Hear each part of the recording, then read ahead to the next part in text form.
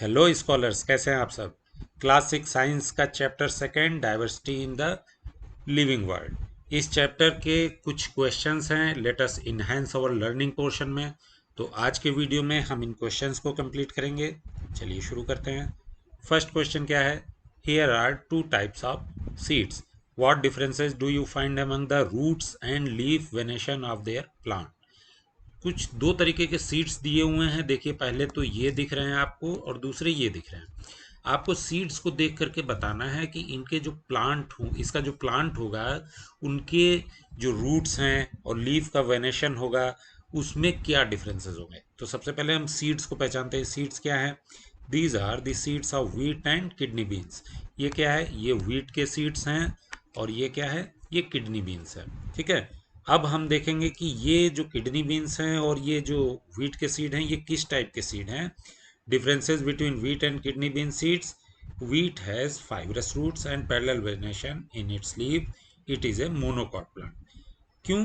क्योंकि इसके सीड को देख करके हमको ये पता चल रहा है कि ये मोनोकॉट सीड है। ओके। इसलिए जब मोनोकॉट सीड है तो इसके प्लांट जो होंगे, व्हीट का जो प्लांट होगा, उसमें क्या होगा? फाइब्रस रूट्स होंगे। और फाइब्रस रूट्स के साथ साथ इसकी जो लीव्स होंगी, इसमें पैरेलल वेनेशंस होंगे। ओके। अब जो दूसरे टाइप का हमारा है किडनी बीन्स, ये क्या है? ये डाइकॉट सीड्स है। ठीक है। तो इसका प्लांट क्या कहलाएगा? डाइकॉट प्लांट कहलाएगा। Kidney bean has a tap root and reticulate venation in its leaves. तो इसमें क्या होगा? इसके जो प्लांट होगा उसकी रूट टैप रूट होगी और उसके जो लीव्स होंगी उसमें रेटिकुलेट वेनेशन होगा। ओके। क्वेश्चन नंबर 2 में क्या है? Names of some animals are given below, group them based on their habitats. Write the name of aquatic animals in the area marked A. जो ये ए है, इसमें एक्वाटिक एनिमल्स लिखने हैं। जो बी है, इसमें क्या लिखने हैं? इसमें हमें टेरेस्ट्रियल एनिमल्स लिखने हैं। और ये जो सी पोर्शन आ रहा है, सी देखिए क्या हो रहा है, ए को भी कवर कर रहा है, बी को भी कवर कर रहा है। तो यहाँ क्या आएंगे? यहाँ आएंगे हमारे वो एनिमल्स जो बोथ हैबिटेट में रह सकते हैं। ओके। कुछ दिए हुए हैं यहाँ, हॉर्स, डॉल्फिन, फ्रॉग, शीप। तो चलिए देखते हैं क्या है। Grouping animals by their habitat. Group A. A में क्या है? एक्वेटिक एनिमल्स हैं जो लिव इन वाटर, वाटर में रहेंगे। क्या है? डॉल्फिन है, क्रोकोडाइल है और व्हेल है। ठीक है। तो यहाँ अगर आप देखेंगे तो ये डॉल्फिन, ये क्रोकोडाइल और ये व्हेल आपके किस में आ जाएंगे? ग्रुप ए में आ जाएंगे। ग्रुप बी में टेरेस्ट्रियल एनिमल्स आएंगे जो लैंड में रहते हैं। ठीक है। वो कौन कौन से हैं? एक तो आपका हॉर्स हो गया, उसके बाद में आपका शीप हो गया, उसके बाद में स्क्वेरल, अर्थवॉर्म, पिजन। ओके। ये सब हमारे क्या है? टेरेस्ट्रियल एनिमल्स हैं।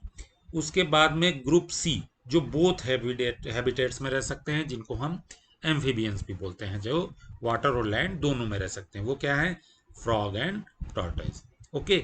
ये हमारे एम्फीबियन हैं, ये ग्रुप सी में आएंगे, जो लैंड वाटर दोनों में रह सकते हैं। क्वेश्चन नंबर 3 में क्या है? Manu's mother maintains a kitchen garden. One day she was digging out radish from the soil. She told Manu that radish is a kind of root. Examine a radish and write what type of root it is. What type of venation would you observe in the leaf of radish plant? देखिए, इस question में ही एक answer भी दिया हुआ है कि अगर आपके पास में कोई क्वेश्चन आ जाए कि रेडिश क्या है, रेडिश जो है रूट है, स्टेम है, लीफ है, फ्रूट है, क्या है? तो रेडिश क्या है? रेडिश एक रूट है।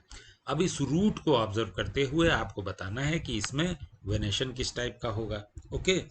तो when we observe a radish plant, इसकी रूट किस टाइप की होगी? Radish has a tap root system. ठीक है। It has one thick main root. जो रेडिश है, जिसको हम यूज करते हैं अपने फूड में खाने के लिए यूज करते हैं, वो जो मेन पार्ट है वही टैप रूट है। ठीक है ना। That goes deep into the soil with smaller side root. उसके साइड्स में कुछ पतली पतली रूट्स भी निकलती है। ठीक है। अब आपको क्या बताना है? इसका type of leaf venation. The leaves of radish shows reticulate venation. आपको जब ये पता है कि ये टैप रूट है तो इसका वेनेशन कैसा होगा? इसका लीफ का वेनेशन रेटिकुलेट होगा। Okay. Since radish has a tap root and reticulate venation, it is a dicot plant. ये चीज एकदम याद कर लेनी है कि टैप रूट, रेटिकुलेट, डाइकॉट, ये सब एक ही ग्रुप में लाई करेंगे। ठीक है ना। फोर्थ क्वेश्चन क्या है? Look at the image of a mountain goat and a goat found in the plain. Point out the similarities and differences between them, what are the reasons for these differences. जो बच्चे इस video को mountain area में रहते हैं वहां से देख रहे हैं, वहां देखेंगे क्या कि गोट इस तरीके की होती है उनके यहाँ। जो प्लेन एरिया में है वो बोलेंगे कि हमारे यहाँ गोट इस तरीके की होती है। तो अब जब आप बोलेंगे कि दोनों गोट हैं और दोनों में क्या डिफरेंसेस हैं, इस तरीके के फर्क क्यों दिख रहे हैं इनकी पिक्चर्स में, तो हम बताएंगे क्या डिफरेंसेस क्या है। सिमिलरिटीज पहले तो क्या है, दोनों गोट हैं, ठीक है, ये तो सिमिलरिटी है। दोनों हर्बीवोरस हैं और फोटो में देखिए इनके हॉर्न्स हैं, सींग हैं, ठीक है। अब डिफरेंसेस क्या है, mountain goat have shorter legs and thicker fur. देखिए इनके पैर जो है थोड़े से शॉर्ट है, ठीक है ना, और इनका फर जो है काफी मोटा है, ठीक है ना। क्यों है ऐसा, to stay warm and climb mountains easily. जब इनके जो पैर छोटे हैं इस वजह से ये माउंटेन्स पे ऊंचे नीचे रास्तों पे आसानी से चल लेते हैं, माउंटेन्स पे क्लाइम कर लेती हैं, ठीक है। थिक फर होने का क्या फायदा है, ये इनको ठंड के मौसम में जो है वो गर्मी देता है और ठंड के मौसम से बचाता है, ठीक है ना। ये किस वजह से है, रीजन क्या है, these are adaptation to survive in cold hilly areas, ठीक है। जो इसकी शॉर्ट लेग्स हैं और थिक फर है, ये इनका अडॉप्टेशन है। अडॉप्टेशन क्यों किस लिए है, ताकि कोल्ड और हिली एरियाज में ये गोट सरवाइव कर सके। इसी तरीके से आप देखेंगे डॉग भी हिल एरिया के जो है उनकी काफ़ी मोटी फर होती है, और जो प्लेन एरिया के डॉग होते हैं उनके फर नहीं होती या बहुत कम होती है, okay. These are the adaptation. Fifth question क्या है, group the following animals into two groups based on any feature other than those discussed in the chapter. आपने कौन से फीचर्स से चैप्टर में पढ़े कि जैसे हर्बीवोरस हैं या कार्निवोरस हैं, ठीक है, या आपने देखा टेरेस्ट्रियल हैं और या फिर जो है एक्वेटिक हैं। अब इनके अलावा कोई और फीचर मन में सोचिए और उस फीचर के हिसाब से इनकी ग्रुपिंग कीजिए, ठीक है ना। ये जो कुछ आपको एनिमल्स के नाम दिए हुए हैं, ठीक है, तो चलिए हम देखते हैं क्या कर सकते हैं। Grouping animals based on another feature flying. हम देखते हैं कि कौन से इसमें से जो एनिमल्स हैं वो उड़ सकते हैं और कौन नहीं उड़ सकते हैं, ठीक है।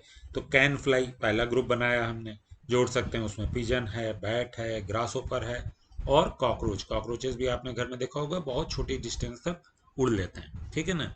इसके अलावा कैन नॉट फ्लाई का अगर हम ग्रुप बनाएंगे तो उसमें काऊ आ जाएगा, टॉर्टाइज आ जाएगा, whale, fish, lizard, okay.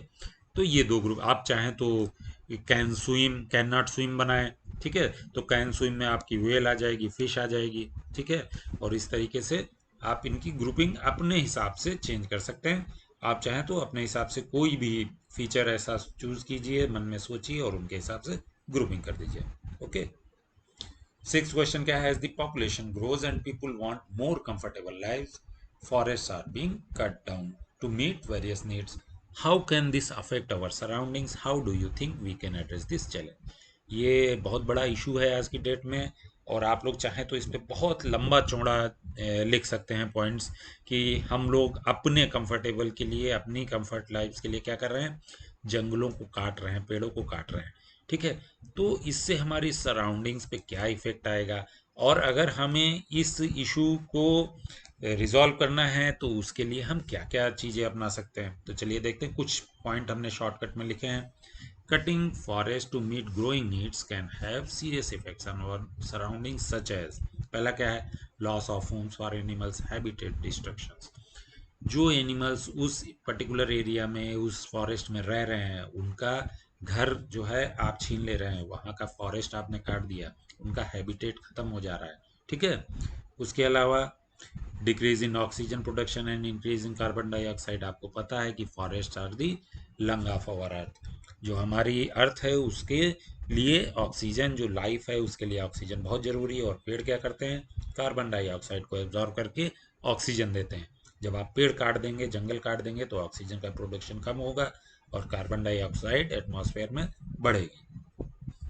Leeds to climate change and global warming. तो इसी वजह से क्या होता है कि क्लाइमेट चेंज होंगे जी, ठीक है। आपको लगता है कि इस साल बहुत ज़्यादा गर्मी पड़ी, ठीक है, ठंडियों में ठंडी ज़्यादा पड़ रही है, कम पड़ रही है, ग्लोबल वार्मिंग बढ़ रही है, तो ये सब भी एक रीज़न है इसका, ठीक है। Causes soil erosion and reduce rainfall. Soil erosion क्या है, एक बहुत बड़ा टॉपिक है जिसमें क्या होता है, हमारे सॉयल की जो टॉप लेयर होती है वो सबसे ज़्यादा फर्टाइल होती है। पेड़ जो होते हैं, जंगल जो होते हैं, उन टॉप लेयर को होल्ड करके रखते हैं।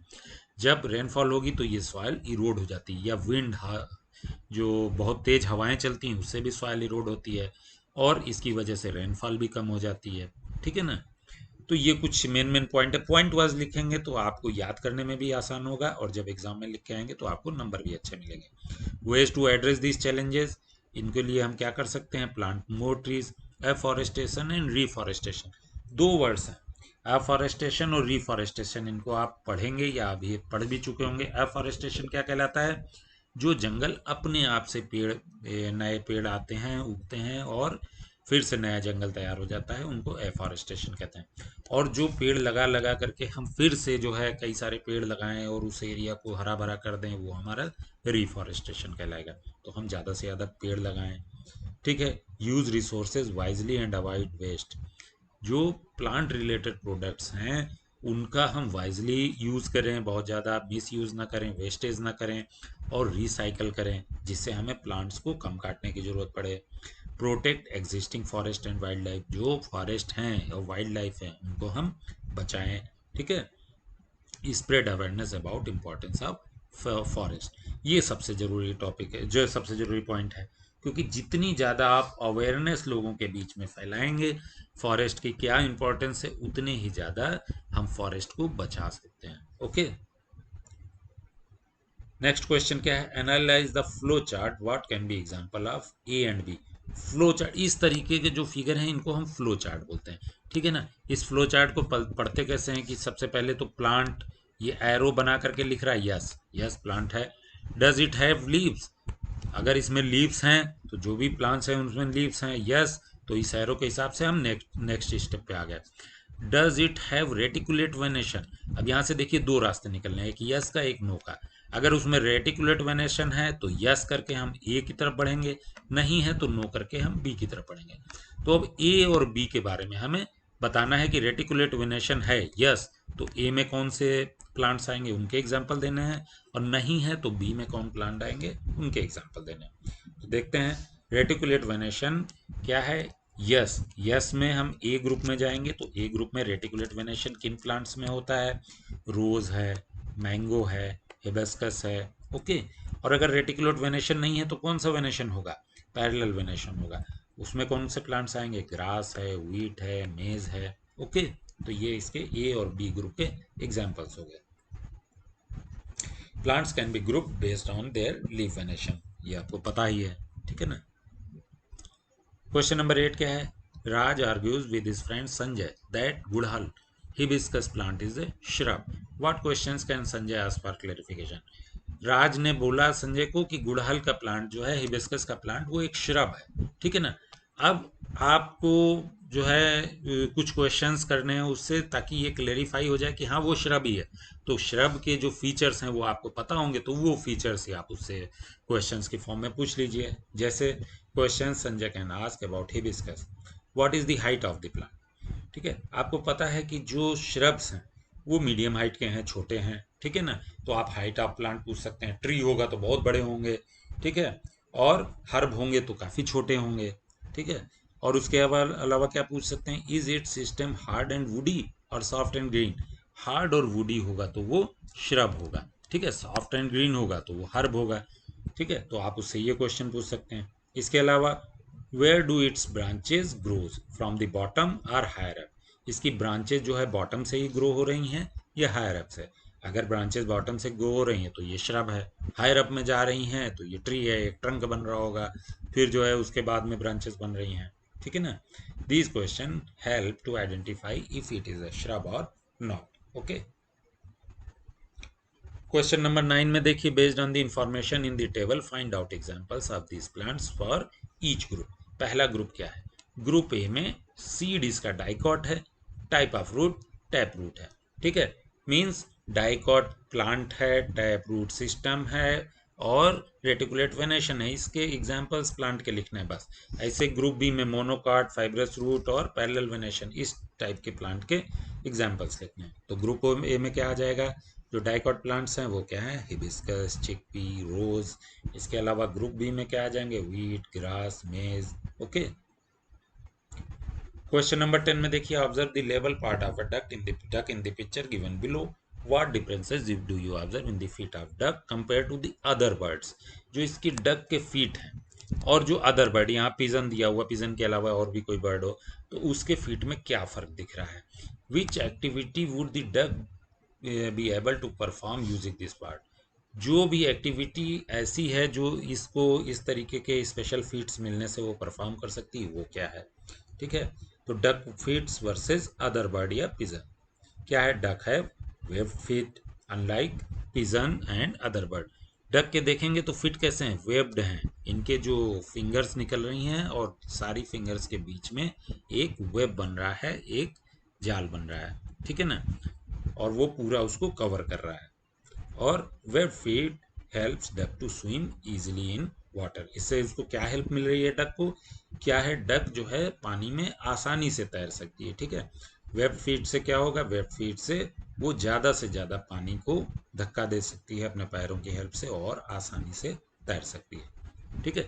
तो ये हमारे लेटेस्ट इनहेंस आवर लर्निंग के क्वेश्चंस थे जिनको हमने आज के वीडियो में कंप्लीट कर लिया है।